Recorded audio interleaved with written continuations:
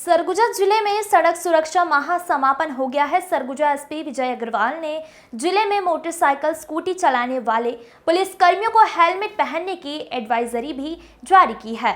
दरअसल केंद्रीय road safety मंत्रालय द्वारा एडवाइजरी जारी होने के बाद 15 जनवरी से 15 फरवरी तक सड़क सुरक्षा माह अभियान चलाया गया, जिसमें जिले के सभी थानों के माध्यम से यातायात नियमों का पालन कराने सहित मोटरसाइकिल से होने वाली दुर्घटनाओं के बारे में जानकारी दी गई। इस समापन कार्यक्रम का आयोजन अंबिकापुर के पीजी कॉलेज ऑडिटोरियम में रखा गया था, जिसमें सरगुजा रेंज के आईजी अंकित गर्ग, एसपी विजय अग्रवाल, एडिशनल एसपी सहित शहर के गणमान्य नागरिक शामिल हुए।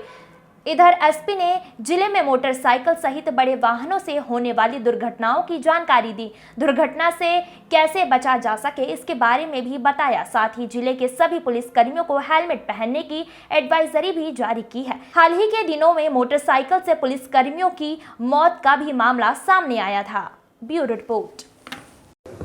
सड़क सुरक्षा माह का आयोजन जनवरी और फरवरी के माह में किया गया था और केंद्रीय रोड सेफ्टी मंत्रालय द्वारा ये कार्यक्रम एक शेड्यूल आया था, उसके मुताबिक ये कार्यक्रम किया गया था।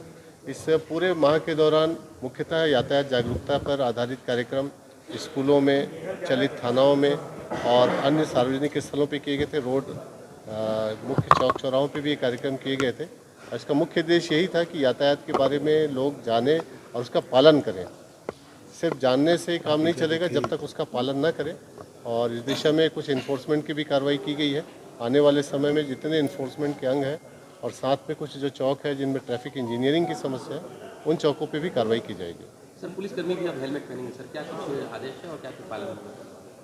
पिछले कुछ दिनों में कई सारी ऐसी दुर्घटनाएं हुई है जिसमें हेलमेट नहीं पहनने की वजह से पुलिसकर्मियों को भी क्षति हुई है, खासतौर से बाइक चालकों को। एक आदेश आज मैंने जारी किया है कि सभी कर्मचारी हेलमेट पहने और उसका पालन करें।